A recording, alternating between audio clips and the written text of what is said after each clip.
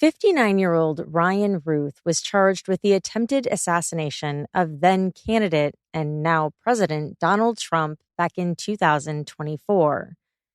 Prosecutors said Ryan hid by the sixth hole at the Trump International Golf Club in West Palm Beach, Florida, with a sniper rifle.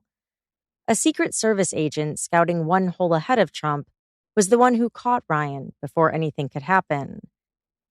Afterwards, Ryan faced serious charges that could put him behind bars for the rest of his life. And Ryan's trial, which took place in September 2025, kind of went off the rails in a Florida federal courtroom.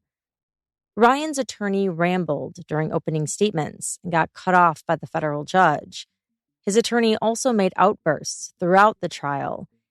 He was so erratic that he even reportedly made an attempt at suicide after the verdict was read.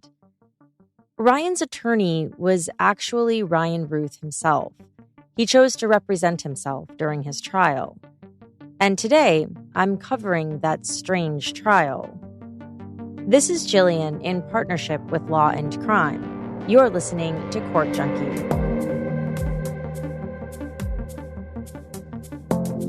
Did you know that Fast Growing Trees is America's largest and most trusted online nursery with thousands of trees and plants and over 2 million happy customers? My family and I are one of those customers, specifically my parents. Last year, we gifted them with 2 cherry trees to add to their massive yard. The trees were shipped right to their door, were healthy and easy to plant, and here we are a year later, and my dad literally just texted me a couple weeks ago, raving about how great they are. Fast Growing Trees has all the plants your yard or home needs, including fruit trees, privacy trees, flowering trees, shrubs, and houseplants, all grown with care and guaranteed to arrive healthy. Ordering is easy. You don't have to drive around to nurseries or garden centers, taking up your whole Saturday. It's like your local nursery, but anywhere you live, with more plants than you'll find anywhere else. They have over 1,600 varieties of trees and plants to choose from. Whatever you're looking for, Fast Growing Trees helps you find options that actually work for your climate, space, and lifestyle. Fast Growing Trees makes it easy to get your dream yard. Just click, order, grow, and get healthy, thriving plants delivered to your door. My husband and I don't have as big a yard as my parents do, so next on my list is to check out their indoor plant selection.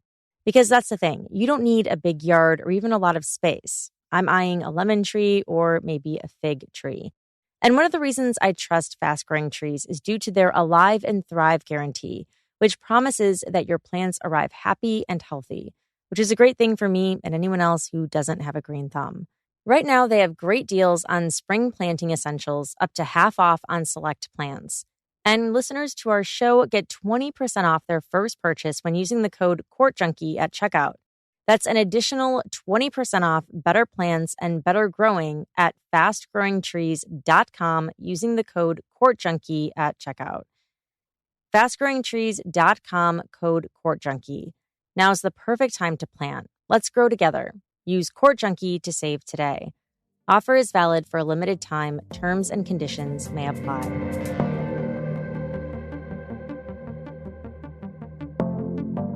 U.S. District Court Judge Aileen Cannon gave quick advice to Ryan Routh about what he would be allowed to say and not allowed to say before opening statements began on September 11th, 2025. So if I cross the line, I'm sure you will say stop, Ryan said. Well, but let's see if we can avoid any such crossing the line, Judge Cannon told him. Already, the prosecutors were complaining that they had received 100 exhibits from Ryan that hadn't been produced during the discovery process. They said none of them, quote, has any basis for admissibility whatsoever. So it was already off to a rocky start.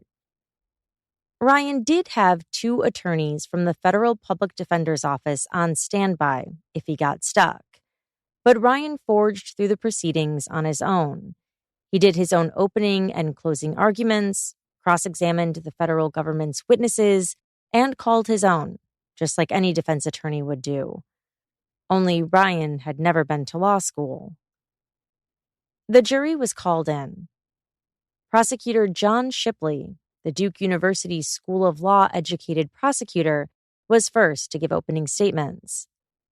Prosecutor Shipley outlined the crime and gave the description of the evidence against Ryan. According to the prosecution's version of events, Ryan hid for 10 hours in the pre-dawn, waiting for Trump to play golf. At the time, Donald Trump was running for his second term, and they said Ryan's intent was clear. The Chinese-manufactured military-grade rifle was loaded with 20 rounds of ammunition, including a round in the chamber and the safety switched off. "This is a serious weapon. This was no toy.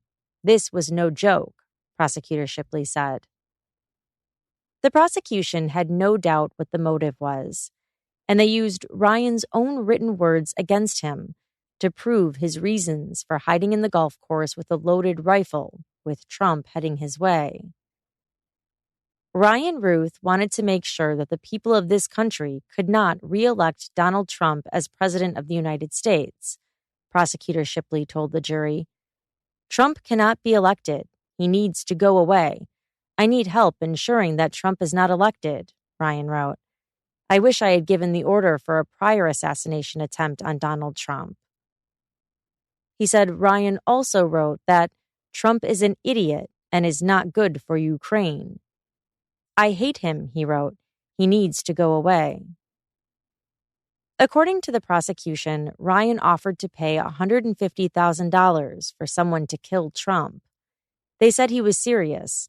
He had $160,000 in his bank account to bankroll this offer for murder. This wasn't a fantasy. This wasn't something that he made up to get attention. This was real, Prosecutor James Donnelly told the jury at one point in the trial. Prosecutors believed that Ryan Routh decided to take matters into his own hands on September 15, 2024. Now, if you remember, months earlier, in July 2024, there was that other reported assassination attempt on Trump during a rally in Butler, Pennsylvania. During that incident, Trump was shot in the ear but survived, while the sniper was killed by authorities. In his opening statements, Prosecutor Shipley told the jury that even though Ryan Routh's assassination attempt had been unsuccessful, quote, "This plot was carefully crafted and deadly serious. It involved at least 10 phones belonging to the defendant, most of which were throwaway burner phones," he said. "It involved the use of at least 3 aliases over the course of this plot. It involved stolen license plates, so the defendant's movements across the country could not be tracked, and a trail of lies that extended all the way from Honolulu, Hawaii, to West Palm Beach, Florida." According to the prosecution, Ryan lived in Hawaii but traveled to North Carolina to buy the gun, illegally, since Ryan was a felon. Ryan paid cash to people he knew for the illegal gun purchase. He promised them the gun couldn't be traced back to them. An FBI laboratory technician said the serial number had been destroyed on the rifle. Ryan then drove 800 miles from North Carolina to Florida and continued to go back and forth, scouting out how to assassinate Trump and conduct surveillance. Investigators had his cell phone data to pinpoint his whereabouts. One of the things you're going to see is the defendant went from that truck stop over to the Trump International Golf Club about 17 times between mid-August and mid-September, most of those in the middle of the night, Prosecutor Shipley said. What was the defendant doing or telling people all this time? He was lying. The defendant did not tell his friends, his family, anyone, what he was actually doing instead. He lied to them. The defendant even sent this selfie to a former romantic partner, making it look like he was just camping. He said Ryan was obsessed. He read about where Trump was coming and going as the presidential race heated up. On WhatsApp and Signal and other encrypted platforms, he reached out for help for others to track Trump's whereabouts. He looked at a flight tracking app to see Trump's private plane taking off. He actually goes to Palm Beach International Airport at just the moment when Donald Trump's airplane is about to take off for a campaign trip, Prosecutor Shipley said. He parks his car, he goes into the airport. He doesn't have a flight. He doesn't have bags. He's there for one reason, to look out towards the private plane area, which you can see from the spot he went to in the airport, and look at that airplane and track it taking off. How will you know this? You're going to see the actual security camera footage from inside Palm Beach International Airport. Online, Ryan monitored traffic cameras to follow Trump's motorcade. He also researched alternative weapons and how best to conduct this scheme. He studied changes in Secret Service protections for candidate Trump after that earlier assassination attempt in July. He studied what was the range and the correct type of ammunition for this SKS rifle he had obtained, Prosecutor Shipley said. He looked for alternative weapons also. Despite being a convicted felon, not able to obtain or possess any gun, he contacted gun dealers. He reached out about gun shows. He did research on Craigslist into firearms and rifles. The defendant had also by this point developed what you might call a pattern of life, knowing where the president was moving, knowing where he would be going, and knowing what he would be doing on his downtime during the campaign. All Ryan's online history, his text messages, his cell phone data, the surveillance footage, were part of the federal government's case. The defendant got that gun, traveled down to West Palm Beach, spent a month of planning and tracking and stalking and reconnaissance before, and on the evening/early morning of September 15th, he set himself up in that location, Prosecutor Shipley said. He arrived at the golf course at 2:30 a.m. Ladies and gentlemen, he was not there to play golf in the middle of the night. He said Ryan was so prepared he had a written gear list. He thought ahead to bring bug spray and diapers as he lay in wait for hours at the golf course in the pre-dawn Florida humidity. Behind a chain-link fence and hidden in the bushes, he waited by the sixth hole. He was 126 feet away from the flag on the green and only 33 feet from the golf cart path. Trump had a break on the campaign trail that day. He spent his time off playing golf not far from Mar-a-Lago, the resort that Trump owned that was also his private residence. Prosecutor Shipley told the jury that there are several heroes in this story. One of them was Secret Service agent Robert Furcano, a former Marine, who saved Trump's life while Trump was on the fifth hole. Agent Furcano, Secret Service agent, was assigned that day to basically be looking at the area a hole ahead of where the president was. So Agent Furcano, in a golf cart, went ahead in the area of the sixth hole of the golf course. And when he did that, he got literally the shock of his life, Prosecutor Shipley said. He saw the rifle, the muzzle of that rifle, pointed directly at his face. Agent Furcano, as he had been trained to do, took a step back, trying to process what he had just seen to his surprise. He will tell you that the muzzle of that rifle swiveled in his direction as he started to move back.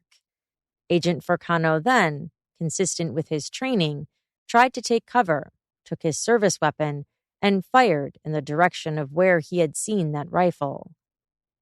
If not for Agent Furcano's actions, ladies and gentlemen, Donald Trump would not be alive, and the defendant's assassination plot would have been successful, Prosecutor Shipley said.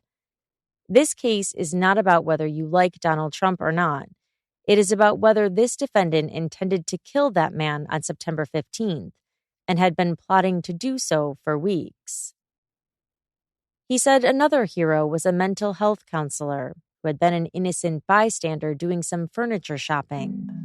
He had helped law enforcement identify the shooter by risking his own life to follow the getaway vehicle.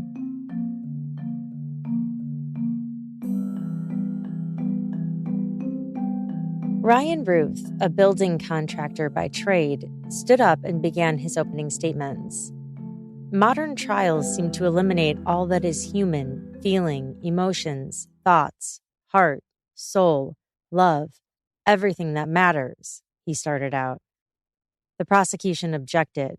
Improper argument, Judge, Prosecutor John Shipley said. The judge told Ryan to continue. He went on.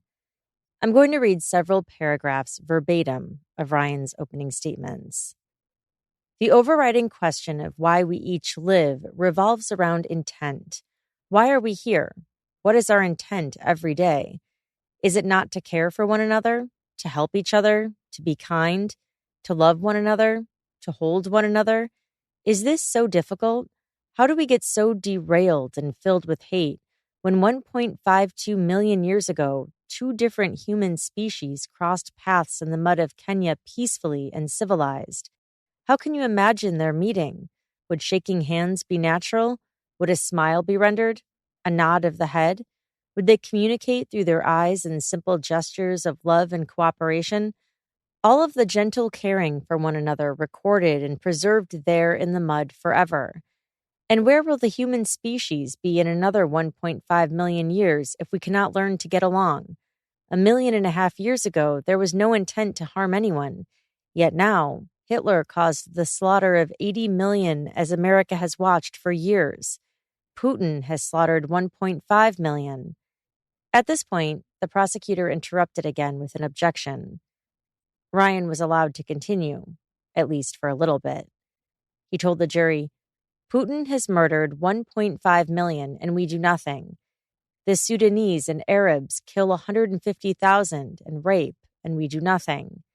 Netanyahu slaughtered 60,000 and we support his genocide. What has happened to Homo erectus? And how did everyone contribute to this madness and hatred?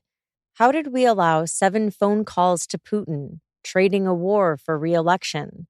Did everyone sit silent and allow the budding partnership with Iran be destroyed, an embassy to be moved?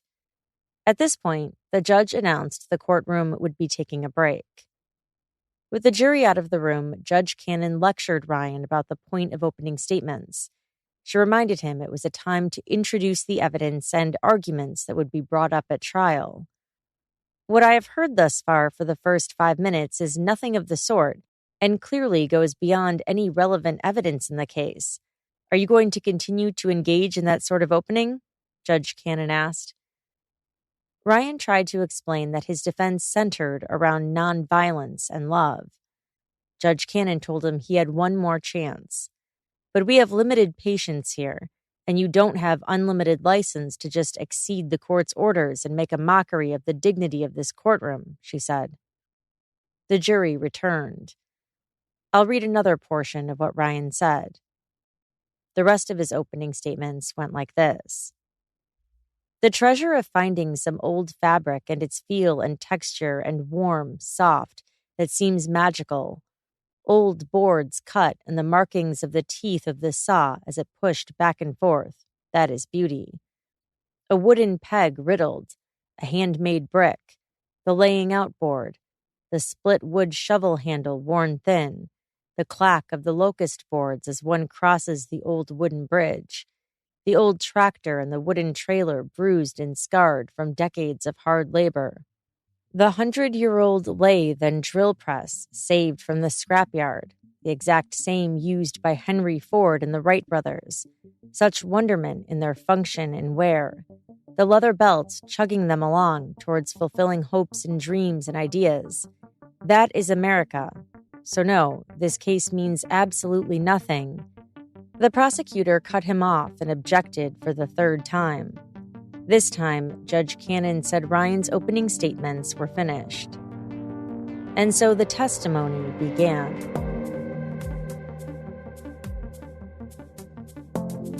You know that feeling after a really good workout where you've done the hard part, but then your sweet tooth starts to hit?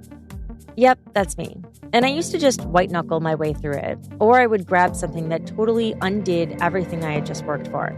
So when Kachava dropped their new coffee flavor, I was excited to try it. And when I did, I couldn't believe how smooth it is. They use premium decaffeinated Brazilian beans, and it genuinely tastes like that treat I am craving. But here's what I love. It's not just delicious, it's actually doing something. 2 scoops gives you 25 grams of plant-based protein, 6 grams of fiber, greens, adaptogens, and 5 key vitamins and minerals for all-day energy. No artificial flavors, no fillers, no gluten, no preservatives. Just clean, whole-body nutrition that doesn't feel like a compromise. And it comes in 7 flavors: chocolate, vanilla, chai, matcha, coconut acai, strawberry, and now coffee. So there's genuinely something for everyone. Treat yourself to the flavor and nutrition your body craves. Go to kachava.com and use the code COURT for 15% off your first order. That's Kachava, KACHAVA.com, code COURT. Like many other people nowadays, I've been really trying to increase my protein. But it's not always easy for me, especially when I just love pasta and carbs. My whole family does. But what's made it easier and more tempting than that delicious pasta I always see in my head is Omaha Steaks. Now, instead of trying to make some protein I got from the grocery store more appealing, I can go with a mouth-watering burger, chicken, pork, or seafood. And the difference between Omaha Steaks and what I normally buy at the store is palpable. Not to mention, ordering from Omaha Steaks is way more convenient and the delivery is fast. I told you guys before that in our recent order, we got the top sirloin fillets, which have earned the coveted distinction of USDA certified very tender and USDA certified tender. My husband is the one who made those, and I'm no chef, but whatever he did, they were so yummy, and we will definitely be reordering those. Each steak is naturally aged for a minimum of 28 days for maximum tenderness and complex flavor. Their steaks are grass-fed, grain-finished beef with rich, juicy flavor in every bite. And I'm sure most of you have already heard of Omaha Steaks before. Something I didn't know is that they're family-owned, and they practically invented meat delivery. Omaha Steaks has been perfecting the art of premium protein for over 100 years with zero compromises. With Omaha Steaks in your freezer, you're always just minutes from a quality dinner, whether it's Taco Tuesday or a weekend feast, or you need those yummy hot dogs like we do for the kiddos. Every purchase is a risk-free win. With Omaha Steaks' 100% satisfaction guarantee, you can order with complete confidence. Taste the Omaha Steaks difference and never settle for grocery proteins again. Get flavorful, high-quality proteins delivered by visiting omahasteaks.com, plus $35 off when you use the promo code COURT at checkout. That's omahasteaks.com, code COURT. Terms apply. See site for details. Who is Ryan Routh? USA Today journalist Christopher Kahn explains.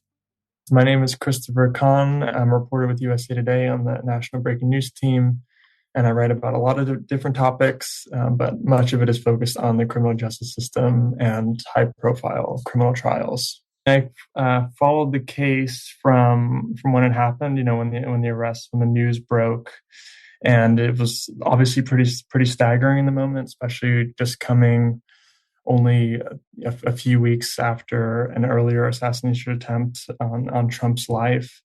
And then from there, we had colleagues go out and kind of interview people that were close to Routh. And meanwhile, I was scouring his background, looking for his, who he had voted for, any political affiliations, writings online. And that's where we kind of first started. We started to get the first bit of information on his kind of maybe not party political affiliations, but more of the things he advocated on behalf of, which a lot of it seems to have been connected with international relations and foreign policy. Christopher explained what he discovered about Ryan Routh from his reporting. He's from North Carolina and spent most of his life kind of in the Greensboro area. He has 3 children. He worked as a building contractor and a roofer for many years and didn't seem very politically active for much of his life. He did have a pretty extensive criminal history dating back to about 2002. The North Carolina Judicial Branch listed more than 200 court cases involving him. And those kind of range from companies trying to recruit money allegedly owed to them to tax delinquencies. There were also some criminal cases, traffic violations. In 2002, he lost his right to own a firearm. In that case, he had pleaded guilty to a felony of possessing an illegal explosive device. He was released on bond for that, and then later was arrested for having a concealed handgun without a permit, fleeing a traffic stop, and at one point he had barricaded himself in his roofing business. So he had many kind of run-ins with law enforcement. Of course, there was nothing close to an attempted assassination or anything like that. But yeah, he was definitely known to police in where he lived in North Carolina. In 2018, he had moved to Hawaii. So I'd spent most of his life in North Carolina, moved to Hawaii in 2018, and he continued kind of working in the roofing and contracting business. He started a company there where we kind of offered small and affordable custom-built homes. And that's when it seems like once he was in Hawaii, he started becoming more politically engaged, at least outwardly, and writing that self-published book and going out on social media, and then of course traveling abroad to the Ukrainian border. Ryan had self-published a book in February 2023 titled Ukraine's Unwinnable War, The Fatal Flaw of Democracy, World Abandonment, and the Global Citizen, Taiwan, Afghanistan, North Korea, and the End of Humanity. One person who encountered Ryan in Ukraine described him as a ticking time bomb. Chelsea Walsh was a nurse and aid worker who went to Ukraine early in the war and met Ryan there, according to the Associated Press. Chelsea, who didn't testify at Ryan's trial, told the outlet she saw Ryan spiraling, becoming angry and threatening. He was obsessed with trying to assassinate Russian President Vladimir Putin. She said Ryan was mean. She saw him kick a person who was homeless. Ryan was the kind of guy who would blow up a building on Tuesday just because he felt like it, she told the Associated Press. She was so alarmed, she reported her concerns to the U.S. Customs and Border Protection, the FBI, and Interpol, the International Policing Group. There's one person you need to watch, she said, and that is Ryan Routh. He was very active on social media and had written a kind of self-published a book online. And in these writings, he talked about how he traveled to the Ukrainian border. He described himself as a mercenary trying to recruit soldiers to fight against Russia. And this is, of course, after Russia invaded Ukraine. He was even interviewed by several media outlets at the time, including the New York Times, about his push to recruit foreign fighters to join the Ukrainian army. He also wrote about, at some point, being a Trump supporter, that he voted for him in 2016, but that had come to regret that decision. It seems by 2020, he voted in North Carolina's Democratic primary in 2024. Let's see. He in that book that he published, he mentioned how it seems to indicate what turned him away from Trump was the attack on the U.S. Capitol on January 6th, but then also Trump's policy stance toward Iran. He pretty much said in the book that called on Iran and said, you're free to assassinate Trump as well as me, for the fallout of for Trump's decision basically to back out of the U.S.-Iran nuclear deal that Trump withdrew from in 2018. He'd also advocated for democracy in Taiwan. And in that book, also, he referred to Trump. He insulted him many times, referred to him as a buffoon and an idiot. It was laden with off-color remarks about Trump. It was pretty rambling and not all that coherent, I would say.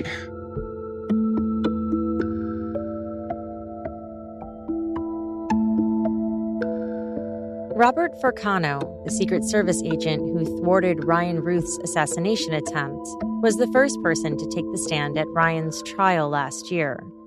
By then, he had started a brand new job as a Homeland Security Investigations Special Agent. Agent Furcano had a long career of public service. He formerly worked in Border Patrol and was in the Marine Corps from 2013 to 2017, going on 2 deployments. With the Secret Service, Agent Furcano was assigned to the West Palm Beach resident office. I protected any foreign heads of state, dignitaries, or presidential candidates or presidents that visited our district, primarily Palm Beach County. This included anyone from the President of the United States, his spouse, and family members, Agent Furcano testified. Agent Furcano was assigned to cover Trump, who was playing golf on his Trump International golf course. When President Trump was playing on the fifth hole, I was one hole up ahead of him, scanning for any threats or any issues that may arise, he testified.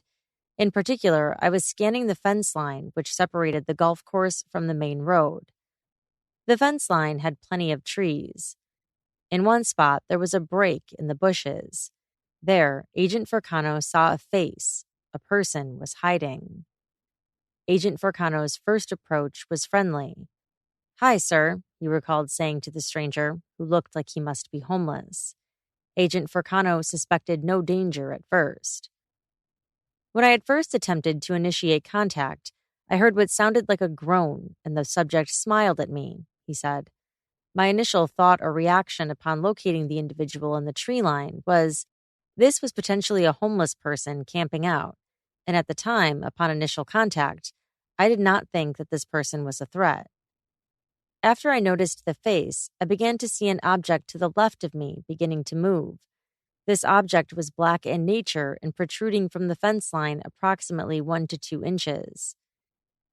Agent Furcano then saw bulletproof shielding, which he testified reminded me of bulletproof Humvee plates while I was inside operating Humvees in the Marine Corps.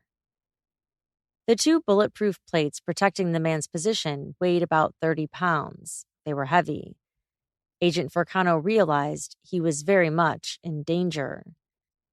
He was 5 feet away from the man pointing the rifle barrel directly at his face.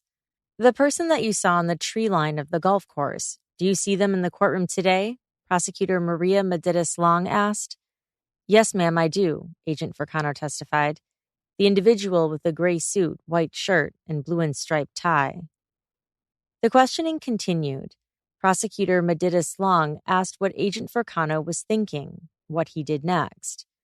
"What's running through my mind is that I need to first positively identify where this exact person or persons may be.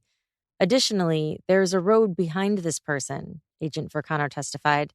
"This road is occupied by the civilian population." Calling this a textbook ambush, Agent Furcano said he tried to move out of the danger zone, but the barrel of the rifle was following him. He walked backward, drawing his firearm. "Upon drawing my firearm, I had come to the realization that this weapon was still in my direction and in my vicinity. I had made the decision to discharge my service weapon in the last known location I had seen the suspect," Agent Furcano testified. "As all of this was unfolding, I could hear the movement of vehicles on Summit Boulevard." He knew he had to fire carefully. Drivers were moving past in the distance. "Shots fired, shots fired, shots fired," Agent Furcano spoke into the radio, alerting everyone else in the Secret Service that there was someone in the tree line with a gun. The radio transmission was played out loud for the jury. "I'm further letting the shift know that the individual had not gained access to the golf course, confirming that it was an AK-47 style weapon and the last known location to where I had seen the individual," Agent Furcano translated. Agent Furcano realized how vulnerable he was. He was in the open. There was nothing to protect him from incoming fire if this apparent sniper started shooting. He wasn't wearing body armor, and even if he had it on, that wouldn't have saved him from an automatic rifle like the one the sniper was holding. The Secret Service-issued soft body armor would not protect from that caliber. Agent Furcano said he retreated behind a nearby tree. He loaded a magazine into his weapon, if it came to that. He alerted the other Secret Service on the radio of his new spot, so no one would mistake him for the threat. And he waited until more Secret Service agents arrived. On cross-examination, Ryan Routh, acting as his own attorney, stood up and said, "How are you? Good to see you. So I guess the first question is it good to be alive?" "Yes, it does feel good to be alive," Agent Furcano answered. Ryan then asked some questions about Agent Furcano's direct testimony. "Is that normal for any human being to step off of a golf cart and turn around and go backwards? Is that what happened?" Ryan asked. Agent Furcano testified, "Well, sir, based on my training and experience through various agencies in the United States Marine Corps, And based on the totality of the circumstances of September 15th, 2024, and given the approximate distance of approximately 5 feet from myself to you, given that I had disembarked the golf cart and I did not have a lot of room to move since there was a golf cart and a fence and a weapon pointed at my face, I had used my training and experience, also known as shooting and moving, or drawing your weapon while moving, to my advantage. Ryan pointed out that he had never fired at Agent Furcano, but that he could have. He asked, could the defendant not have taken the weapon out of the fence and raised it up and fired at will? I don't know your mindset that day. However, I do know that you pointed the weapon at my face, Agent Furcano responded. So you choose not to wear body armor? Ryan asked.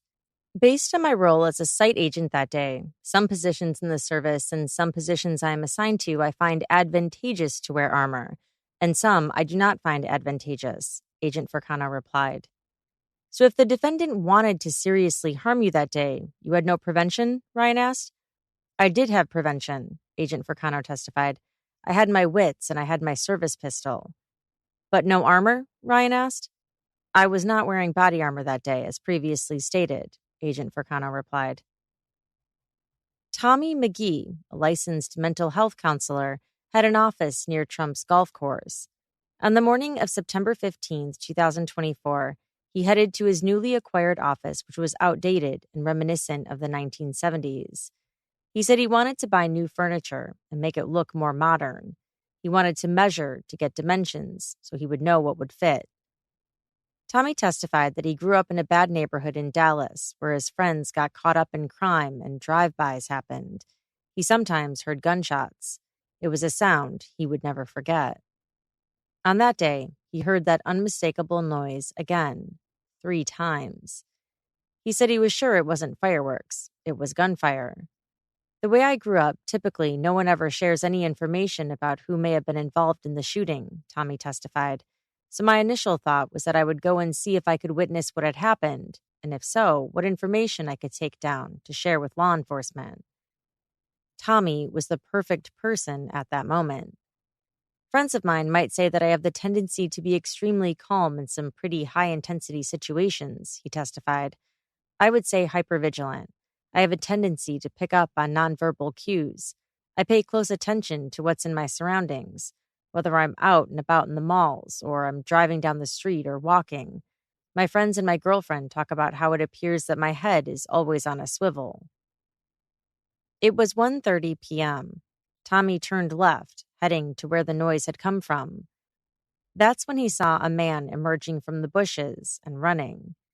He was disheveled, unkempt, and frantic, Tommy testified. The man ran right in front of Tommy's car. We looked each other in the eye, Tommy testified. The look on his face was fear, and that's why I referred to it as frantic, because it looked like his intent was to get away from whatever it was that he had just done. Tommy tried to take a picture of the man, but everything happened too fast. He watched the man climb into a black Nissan. Tommy then did a U-turn. He wanted to try to get a photo of the Nissan's license plate. He snapped 3 photos as the Nissan pulled out of the parking lot. The footage Tommy took was entered into evidence. The driver was speeding. Tommy followed. I just knew I needed a license plate number, he testified. I didn't get the photo of his face, only got a picture of the car. I didn't feel like that was enough information because, again, my thought is, if this is someone that's dangerous, I don't want him to see me in his rearview mirror. I want to be far enough back that it can appear that I'm just driving in that general direction. And at the same time, I want to be close enough to be able to catch the lights as he catches the lights. So I gave him, 4 or 5 car lengths. And as he drove south on Congress, there were a couple of lights. He made both. I made both.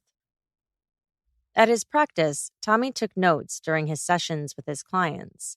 That notepad came in handy. He pulled it out and finally could clearly see the SUV's license plates. He wrote the numbers down, which was also submitted as evidence. Tommy said he suspected he would see a heavy police presence if whatever the stranger had done was serious. He headed back. His suspicion was right. Law enforcement was everywhere, it seemed. One of the officers that was wearing a black vest with police on the back came to my window. I think I summoned him to my window, and I asked him if he was looking for someone that had been involved in a shooting, and he didn't answer me. And I said, if you are, I have a license plate and pictures, Tommy testified. He described investigators' initial reaction as surprised and skeptical. He said he didn't know at the time that Donald Trump had been the intended target. I don't really remember how long it took for me to find out everything that was going on. And working in the field, one of the things I think I'm pretty good at is I have the ability to ask the questions that I don't want the answers to. And so I never really asked any more than they were willing to volunteer. My attitude at that time on the scene was that I respect what they do, and if they feel there's information that I need to have, then they'll volunteer it, Tommy testified. Investigators then asked Tommy if he could help verify the man they had apprehended. He was whisked away on a police helicopter and then in an SUV to nearby Martin County, where he identified a black Nissan and Ryan Routh. On cross, Ryan began by asking, "How are you?" "Very well," Tommy testified. "You're my hero. You're a good man," Ryan told him. A few questions later, Ryan said, "Shots fired and they just kept on driving. You were the only one that stopped. You were the man. Good job. Good work. Are you a Trump supporter?" Tommy answered, "Sir, I prefer not to answer that." The prosecutor objected, calling it improper. The judge sided with the prosecution and told the jury to ignore the last question. "All right. Well, I'm sure my next question is going to get objected to. You think Medea and Beyonce and Michelle Obama are going to be mad?" Ryan asked. The prosecution objected again. "Cease asking those questions," the judge told Ryan. Ryan asked a few more questions to understand Tommy's route that day. Then the cross-examination was over. Ryan ended it with a compliment. "You're an American hero, so I celebrate you. You're the only one that stopped out of 50, 60, 70 cars. So I celebrate your efforts, and we're good now," he said.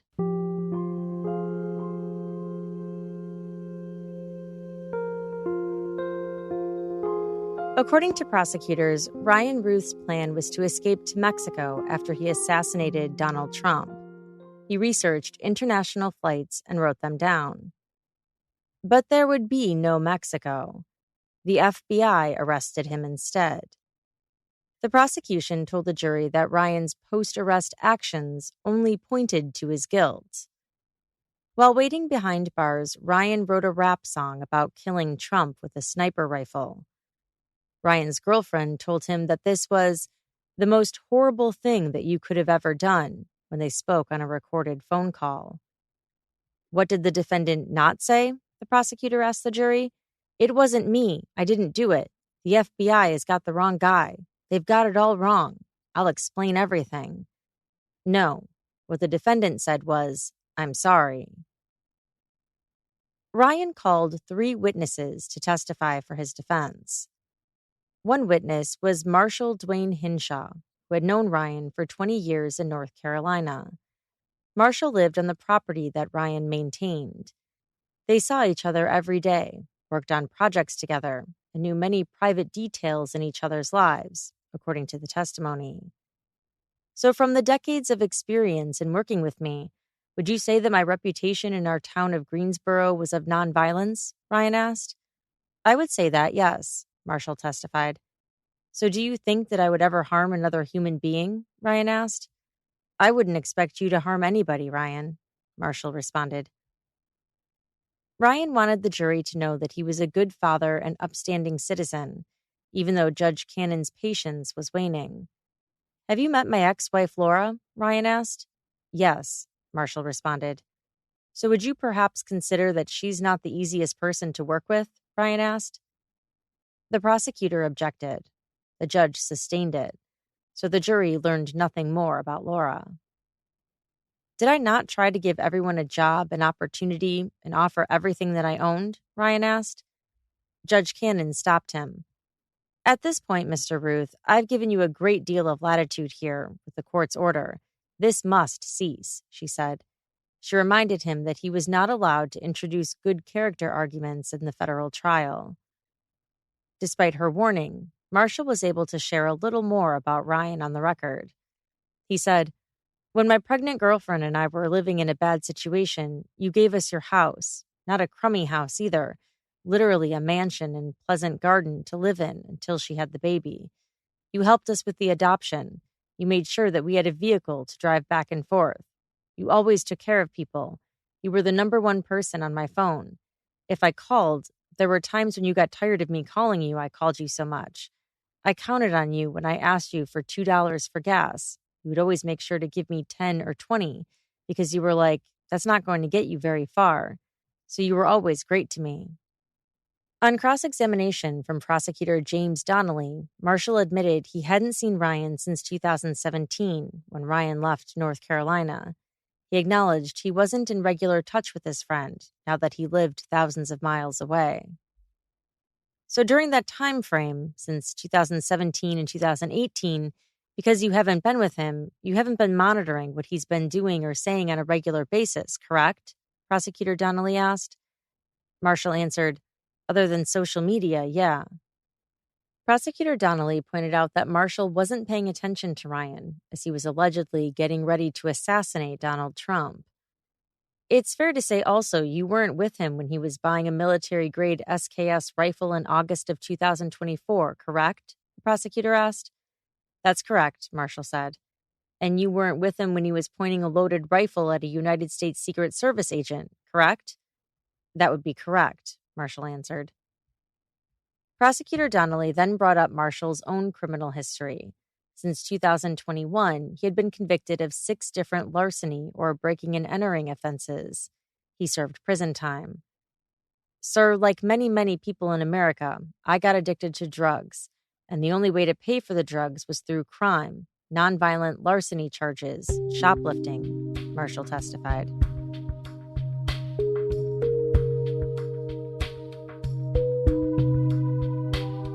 Why would someone forego an attorney, especially in the highly complex federal criminal court? And does representing yourself ever work to someone's advantage? Court Junkie writer Gabrielle Rusin spoke with law professor Susan Roselle from Stetson University College of Law in DeLand, Florida, outside Orlando. It's never a good idea to represent yourself for the obvious reason that even if you are a trained lawyer, which most people aren't, but even if you are a trained lawyer, you shouldn't represent yourself because you don't have perspective. It's the same reason that doctors really shouldn't treat themselves as patients.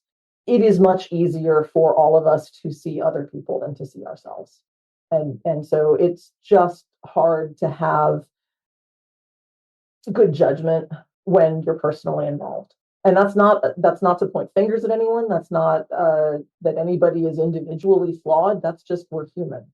We don't see ourselves as clearly as we see other people. And so when you're in a really tough situation, which by definition you are if you're facing criminal charges, you should have someone who's got objective perspective to help you.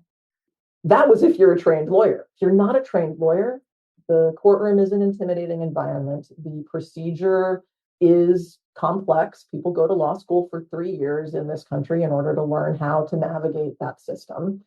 And even if you have a general JD, if you haven't specialized in criminal law, then you are going to have trouble figuring out what to do when there are rules and you need to comply with them. The rules of evidence are complicated and can they be mastered? Absolutely. I teach evidence. I love evidence. It's one of my favorite things to teach. But it's a 4-credit-hour course. It requires a lot of time and study. And for somebody who hasn't ever been to law school, doesn't know the vocabulary, it's just a really Byzantine collection of rules to navigate. Even though you're guaranteed an attorney if you're charged with a crime, some people forego that right, like Ryan Routh did, and decide to be pro se, which in Latin means for oneself or on one's own behalf. Some people might feel as though they can handle it and they know their case better than anyone else. The other, it's a variation on I don't need help. And that would be folks who who are suffering from some mental illness such that they don't see reality the way the rest of us do. And those people may be suffering from a fear. Typically, it's a paranoia that anyone who is assigned to help them is actually out to hurt them. Sometimes people refuse counsel because it would be in their best interest, but they're not in a position to understand what is in their best interest. And that's unfortunate because, again, the threshold for competent to be tried is so low. There's this gap where people maybe are refusing help that they should accept, but we are going to recognize that they are able to represent themselves because we're deferring to their autonomy and right to self-determination as a human being. It's tricky. Professor Roselle gave us some examples of cases where a defendant representing himself was disastrous, and another where it actually worked. So it can be done. But would it work in the case of Ryan Routh?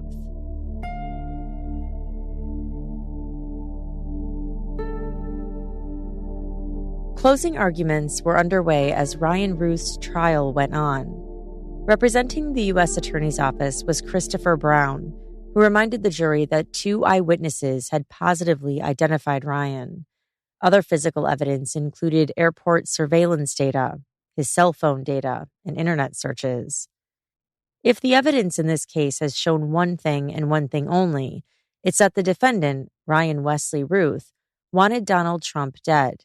You know this because you've seen it with your own eyes in black and white. And it's not every case where the defendant writes down his intent on a piece of paper, but that is the evidence in this case. He said after 38 government witnesses and hundreds of exhibits, it's obvious that Ryan was stalking and tracking Donald Trump at his golf course, at the airport, and at his personal residence. He told the jury that he didn't do it as a publicity stunt, but did it because he wanted Trump dead. When it was Ryan's turn, he told the jury, both sides were allotted an hour and 45 minutes, so you're stuck with me for an hour and 45 minutes. In his closings, he focused on intent. His argument, he never actually pulled the trigger. He said he had no intention of killing anyone. Throughout Ryan's closing arguments, it was stop and go, the prosecution objecting, the judge chiming in, and Ryan continuing again. I'll read a few parts from the transcript to get a sense of what he talked about. The world could plainly see a crime did not occur, Ryan said. No one ever intended to kill anyone. If that's not enough, a Secret Service agent confronts the person at the fence, and as he fumbles out of his golf cart and fumbles to unholster his gun, the rifle was never picked up from the resting place to end his life. He could have easily been ended, and the assailant could have gone through the hole in the fence and taken his golf cart to the president and put an end to him as well. Yet it was not done. Why? Because he had never intended for it to happen. You may want your best friend's wife so badly and wish to kiss her and plan for years on how to make it happen, and end up on her front porch at her front door and turn and walk away. It's only a dream, a fantasy, and you never intended to execute it. So mere planning does not equal intent. That is the whole of this case. It was never going to happen. It is not in the defendant's heart. In essence, this court is meaningless. The trial is out there in the world. And what is in every single human's intent?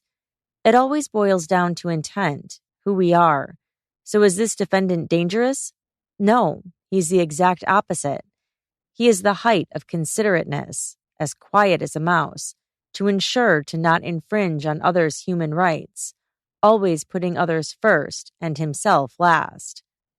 So if this case hinges on whether the defendant is a harm to his fellow man, the answer is no, as he fully understands what it means to be human, to suffer, to struggle, to hurt, to work, to hope, to dream, to try, to sleep a night on the concrete monument at Normandy Beach in the rain, to sleep on a Central Park bench, a train car, a tent, a car, an office floor, or a freezing metal building with workers. Ryan also denied pointing the gun at Agent Furcano's face, saying, I would consider brandishing more of holding it up and showing it to someone. He expressed his frustrations at what he was allowed to bring up in his defense. Can I say that we generated some 500 exhibits and couldn't use any of them? Judge Cannon stopped him at that point. All right, ladies and gentlemen, I'm going to ask that you strike that statement, and we're going to take a break now so I can address some matters outside your presence. She gave Ryan his final warning after the jury left the room. The prosecutor said, he has no intention whatsoever of following the court's rules and referencing evidence actually admitted in this case. Instead, he wants to tell the jury about which witnesses he did not get to call, which exhibits he did not get to introduce, and now, in the form of a court order, what he thinks he should have been able to introduce in this case but did not. The judge asked Ryan, do you have a closing argument that actually seeks to summarize or interpret evidence admitted in the official proceedings in the courtroom? Ryan said yes, and told the judge he would give it another attempt, and asked if he gets shut down again, could his 2 standby attorneys finish for him? No, sir. This was a choice that you made knowingly and voluntarily, the judge said. Ryan eventually finished his closing arguments. He had made it through the trial, as did the judge and the prosecution. The jury deliberated for 2 hours before convicting Ryan of 5 federal charges, including attempting to assassinate Donald Trump, as well as federal gun offenses and assault on a Secret Service agent.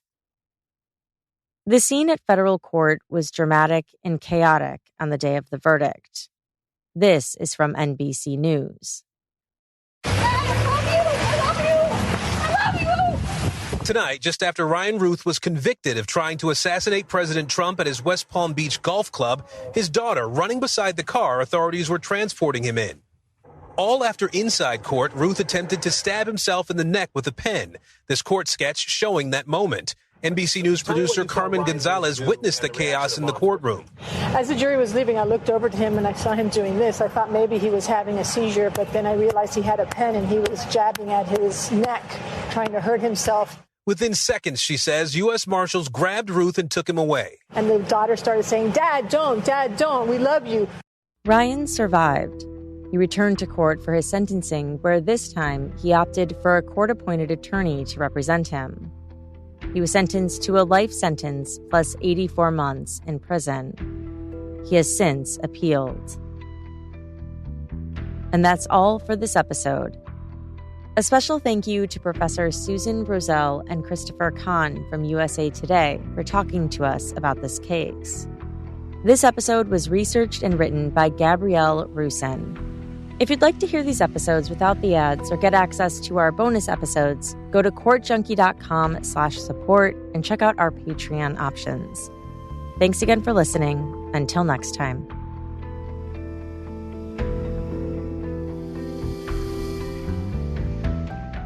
Pluto TV has thousands of free movies and TV shows. We're coming at you with everything we got. This is the mindset. Free. This is the mantra. Free. This is the mindset. With movies like Pineapple Express, the entire Star Trek film franchise, and Gladiator, and TV shows like Survivor, SpongeBob SquarePants, The Fairly Odd Parents, and Ghosts, Pluto TV is always free. Huzzah! Pluto TV. Stream now. Pay never. With so many options, why choose Arizona State University? For me, the only online option was ASU because of the quality. Their faculty was really involved with their students and care about your personal journey. The dedication to my personal development from my professors, that's been extremely valuable to me.